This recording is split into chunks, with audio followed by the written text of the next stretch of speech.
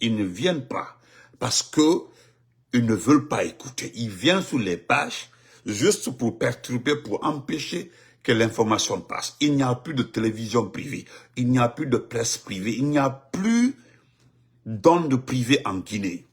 Est-ce que vous comprenez? Donc, voilà, la personne est revenue encore. Donc, vous devez mettre les cœurs. D'ici que je le retrouve parce que il ne va pas se présenter, il n'écrira aucune page, aucun message du moins. Donc, il va continuer, voilà, oui, il va continuer à mettre les cœurs et les têtes des morts. Ne vous en faites parce que je ne pourrai pas le retrouver tant qu'il ne se déclare pas. Vous comprenez? Mais vous devez mettre les cœurs. Nous allons écouter la partie là. Parce que c'est à cause de la partie là. Mais mettez les cœurs jusqu'à ce que ça finisse. S'il vous plaît, vous devez écouter très bien. Mettez les cœurs parce que c'est très important. C'est ceux qui ne veulent pas que les gens se rendent compte. Aujourd'hui, toute la Guinée, partout en Guinée, il y a les Français partout. Il y a des Français, même ceux qui payent les taxis, en Haute-Guinée, à Solonkoni. Parce qu'ils ont évité de s'installer par masse, faire un déplacement avec un cargo militaire pour que les médias se focalisent là-dessus. Non, non, ils ont été très spécifiques, très ordonnés. Ils sont rentrés par petits groupes de 10, 20. Et aujourd'hui, ils sont partout en Haute-Guinée. Partout, entre Sigiri. C'est à cause de ça ils ont fermé les mines. Ils ont demandé à la population de quitter les mines de Sigiri. C'est pas pour autre chose. Je vois l'artiste là, l'épouse de l'artiste là, qui a supporté Madi, nous comprenons, l'artiste malien là, c'est Maya qui vend les médicaments là. Moi, je l'ai entendu sabrer, attaquer ses parents de Sigiri. Elle est de Sigiri, que si Doumbouya, elle est la sœur de Doumbouya, que si Doumbouya a fermé les mines, que c'est dans l'intérêt de la population, n'importe quoi. Bon, des femmes comme ça, nous n'allons pas rentrer dans le débat avec. Ne vous occupez pas de ça. Partagez, nous allons écouter le monsieur. Voilà, nous allons l'écouter parce que le document là, je vais lire encore le document. Il y a un journaliste qui a écrit depuis l'étranger. Voilà, il était journaliste en Guinée, mais il s'est installé à Bamako. Il est actuellement à Bamako et il a écrit effectivement qu'il y a les militaires. Et parce que la dernière fois, pourquoi j'ai dit dans un direct qu'il n'y a pas d'ambassade du Mali à Conakry, mais il n'y a pas d'ambassadeur. Allez-y voir l'ambassade, il n'y a personne là-bas. Depuis que le dernier ambassadeur a été rappelé, ils n'ont plus nommé d'ambassadeur à Conakry. Donc, nous allons réécouter.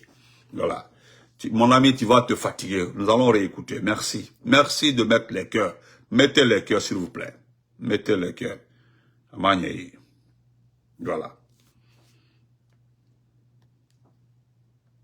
Bien cette nouvelle. Il y a bien des soldats français stationnés en Guinée. C'est même pas moi qui le dis, c'est le chef d'état-major de l'armée française en personne, le général Thierry Burkhardt. Alors il a été auditionné cet après-midi à l'Assemblée nationale française, en commission de défense. Alors normalement c'était à huis clos, mais il y a un député de la gauche, de la France Insoumise, qui s'appelle Aurélien Satoul, qui a posé la question de savoir s'il y avait des militaires français présents en Guinée. Et alors que ça n'avait jamais été rendu public, le général Thierry Burkhardt a dit que oui, il y avait bien des soldats français présents en Guinée et que même il y avait des déploiements opérationnels de l'armée française en Guinée. Alors ça fait suite à des révélations que j'avais faites dans l'hebdomadaire Marianne en août dernier, où je racontais comment l'armée française était présente de manière très régulière à l'est du pays, à l'est de la Guinée, au camp militaire de Soronconi et près de la frontière malienne, où ils formaient des forces spéciales, mais aussi ils faisaient du renseignement. Et puis, ils surveillaient cette frontière malienne si sensible, puisque vous savez que le Mali a tourné le dos à la France et a chassé l'armée française en 2022, et depuis Emmanuel Macron est en froid avec le régime d'Assimi Goïta.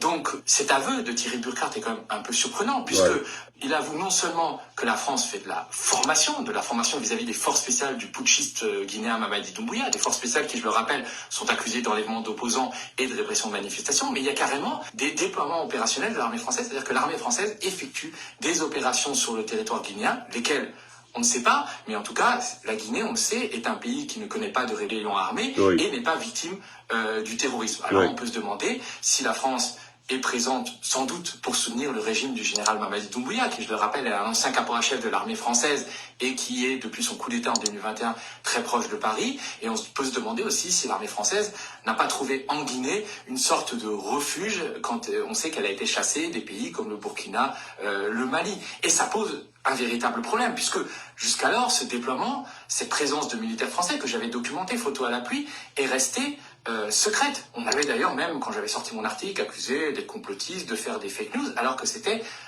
tout à fait vrai. Et ce qui est grave dans cette histoire, c'est que le peuple guinéen n'a pas été consulté, n'a pas été informé sur cette présence militaire française. Les parlementaires français, qui doivent normalement se prononcer sur les opérations militaires de la France conformément à la Constitution, ne se sont pas prononcés sur cette question puisqu'ils n'ont même pas été saisis. Et c'est d'autant plus grave quand on sait que la Guinée a un très fort désir de souveraineté. Elle a manifesté notamment en 1958 quand elle a dit non au général de Gaulle et qu'elle est sortie de l'orbite de la France-Afrique. Et jamais en Guinée, il n'y a eu de présence opérationnelle de militaires étrangers jusqu'à aujourd'hui, jusqu'à ce que Mamadi Doumbouya, qui visiblement est le bon petit soldat des intérêts de Paris, fasse venir l'armée française. Et d'ailleurs, on le remercie, puisque contrairement aux autres putschistes du Mali, du Burkina et du Niger, lui n'a absolument aucun problème avec Paris. Paris le soutient financièrement, militairement, sécuritairement. On vient d'ailleurs de réintégrer la Guinée dans l'Organisation internationale de la francophonie, alors qu'il y a un sommet de la francophonie qui se tient à Paris la semaine prochaine. Et Mamadi Doumbouya va pouvoir se présenter tranquillement aux élections présidentielles avec le soutien de Paris et continuer à réprimer son peuple et à faire disparaître ses opposants sans que Macron ne moufte. Qu'on se le dise, la France-Afrique a encore de beaux jours devant elle et ce sont les Guinéens qui malheureusement aujourd'hui en payent le prix. Oui. Malheureusement, c'est les Guinéens qui en payent le prix. Excusez-moi, je ne vais plus vous tenir longtemps parce que c'était juste pour faire passer parce que là, il y a quelqu'un qui avait signalé la vidéo. Je vais vous dire clairement. Nos frères nous ont dit ça, qu'il y a trop de mouvements de militaires. C'est-à-dire, c'est pour cela qu'ils ont demandé aux gens de quitter les mines. C'est pour ne pas rencontrer, c'est-à-dire, c'est pour éviter de rencontrer les va-et-vient des militaires. On ne sait pas ce qui se prépare vers le nord. Mais la Guinée n'a jamais été victime de terrorisme. Il n'y a jamais eu de guerre en Guinée depuis 1958. Déploiement des militaires sur le territoire guinéen. Jamais. C'est lui qui l'a fait. Parce que moi, j'ai entendu parler de ça depuis une semaine. Mais je ne croyais pas comment la France peut faire entrer des troupes dans ce pays. C'est que moi, c'est ce matin-là. Bon, le numéro de code de la personne, il m'a envoyé sur Telegram. Il a envoyé sur Telegram. Il m'a envoyé sur Telegram. J'ai arrêté. Il dit, il faut écouter ça. Il dit, ça s'est passé. Il dit, le monde entier a été surpris. Hein. C'est le chef d'état-major général de l'armée qui l'a dit devant tout le monde. Il a été auditionné aujourd'hui. Ils ont voulu faire ça à huis clos. Les opposants ont dit non, il faut que ce soit public. Parce qu'on voulait faire ça à huis clos. Ils ont insisté. Et c'est là-bas, le député a posé la question. Parce que lui avait toutes les informations. Il a vu le député en train de regarder le document. Donc, il ne pouvait pas mentir. Et ce qui est la partie guinéenne qui est dans cette situation-là, c'est-à-dire ce que Mamadi Doumbouya gagne dans la présence française en Guinée, c'est les renseignements. C'est uniquement les renseignements parce que toute la Guinée aujourd'hui est couverte par un site d'information. Tout le monde aujourd'hui, tous les numéros aujourd'hui, je ne sais pas, je ne dis pas par exemple Celcom ou autre, mais si c'est Orange, tout ce qui est lié, toute la communication, tous les sites liés à la France là sont aujourd'hui sous couvert des renseignements, la DSE. La DSE aujourd'hui surveille, écoute tout le monde. Tout le monde. C'est la partie là que lui gagne dedans. Les renseignements. Voilà pourquoi il est en train de liquider. C'est ce que le monsieur dit. Il a parfaitement raison. Il est en train de liquider. C'est pour le permettre de liquider ses opposants. C'est pour juste le permettre de liquider ses opposants. C'est dans ça, là, les gens disent, non, c'est lui doit rentrer. Si, normalement, le combat, il y a quelqu'un qui m'a appelé, il m'a parlé doucement, il dit, bon, voilà. Il dit, c'est bon, Benito, on a compris, mais est-ce que tu trouves pas que le combat doit être sur le terrain, les opposants doivent rentrer? C'est quelqu'un, je clique comme ça, je vois son compte, c'est écrit Esprit CNRD. C'est-à-dire son profil là, c'est écrit Esprit CNRD. Il me prend pour un enfant, quoi, c'est écrit Esprit CNRD. Je l'ai juste dit, vous avez fini mon frère, il dit ok, au revoir. Il dit, ah, il dit comment la banque, au revoir. Il faut pas me rappeler, hein, parce que je suis un peu pris. À quoi bragner. Et puis dès que j'ai raccroché un câble, j'ai bloqué le numéro. Donc, vous voyez, voilà pourquoi je l'ai tout le temps dit. Nous comptons sur le peuple. Et vous avez vu la conclusion du monsieur. C'est le peuple qui paie le prix. C'est pas d'autres personnes. Hein. Ce n'est ni nous les activistes, la plupart vivent à l'étranger. Mais c'est le pays, c'est le peuple qui paie le prix. L'armée française a passé combien d'années au Mali? Mais est-ce qu'ils ont fait les routes maliennes? Est-ce qu'ils ont fait des édifices? Non. Est-ce qu'ils ont construit des ponts et autres? Ils n'ont rien fait. Ils ont juste utilisé et prendre ce qui est essentiel au Mali. Et puis armer les terroristes pour qu'ils puissent continuer à rester. Ils ont chanté les Maliens. Vous comprenez? Il n'y a jamais eu de terrorisme dans ce pays-là. Pourquoi la France peut installer une base militaire ici? Ils ont évité au fait que la communication soit faite. Mais aujourd'hui, à travers, parce que même les Américains vont se mêler dans cette danse-là. Ils vont se mêler parce que ça ne les arrange pas.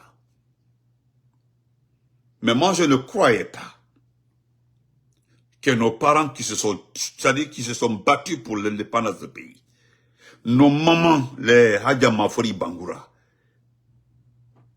les mamans, les Saïfoulaï, même les Asbiro, lui, il vit d'abord, les Sékou Touré et autres, se sont battus pour qu'on ait une indépendance totale. C'est un enfant du Manding qui ramène la France en Guinée. Voilà pourquoi ils ont eu vraiment, c'est-à-dire, ils en voulaient tellement à Alpha Condé. Tu as la nationalité française, tu as le document français, tu refuses qu'on s'installe en France. Alpha Condé dit que moi je suis politique, je suis pour le peuple, je suis pour le peuple.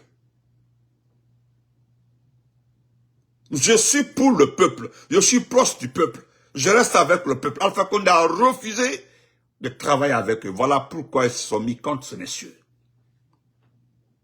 Donc, Ali Yafa, j'ai repris la vie, juste pour faire écouter ça. Voilà, il a parlé de l'OIF. Parce que l'OIF, là, je vous le répète, j'insiste, l'OIF est venu pour jouer le jeu maintenant des élections. Vous allez entendre, ils vont insister pour le chronogramme, ils vont demander au CNRD, peut-être même ils ont déjà finalisé ça. Ils vont prendre maintenant la tête des affaires concernant les élections. Ils vont commencer à envoyer des documents au RPG, à l'IFDG et à l'IFR. Ils vont commencer à dire non, il doit y avoir des rencontres maintenant, des rencontres pour discuter des modalités, les fichiers, tout. C'est maintenant, ils vont commencer, parce que la semaine prochaine, c'est l'ouverture du sommet de l'OIF. Parce qu'après le sommet des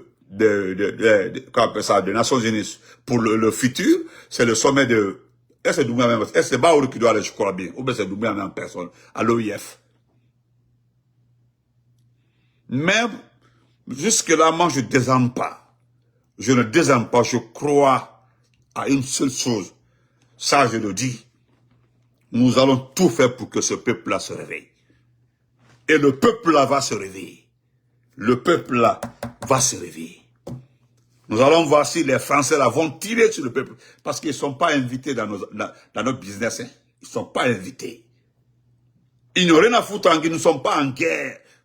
Il n'y a pas de terroristes dans ce pays-là. Ils sont passés par toutes les méthodes. Ils ont dit non, bientôt. Je le répète, c'est le seul pays au monde qui sait là où les terroristes vont attaquer. C'est le seul pays. Hein. C'est ici j'ai entendu Idi Amin dire que bientôt les terroristes vont attaquer Kankan et Labé. Ils ont changé. Il y a un individu, que le maire, quoi, là, c'est pas le délégué, quoi, là-bas, de Lola, qui est venu dire qu'il y a des cellules dormantes du terrorisme à Lola. Hein?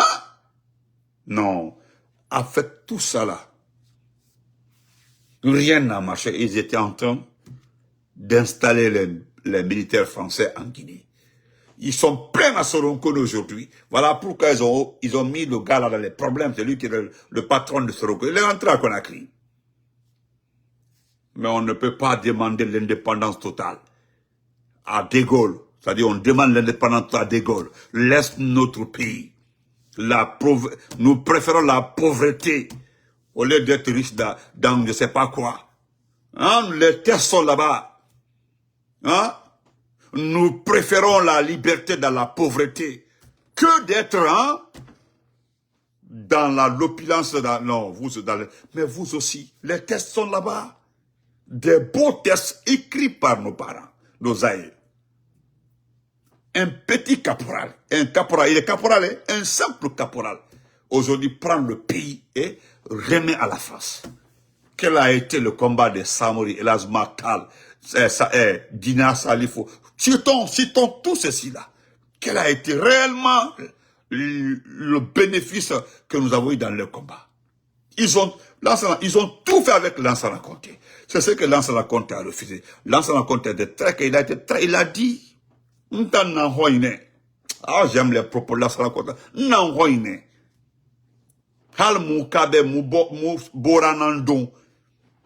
Mais la guine a fait le masse au milieu ira. Kanta Mouno a tidé, Mouno à la Wolde. Dis mes femmes, n'est à la Wolmane. Nous avons des enfants qui sont en train d'étudier. Un jour, les enfants là viendront travailler le sol là. Ils vont transformer ce pays là. Si je n'arrive pas à faire quelque chose là, mais cela ne me permettra jamais de prendre ça, donner à quelqu'un. Ne venez pas, je n'ai pas besoin de vous. Voilà. Ils ont signalé la vidéo encore. Ah ouais.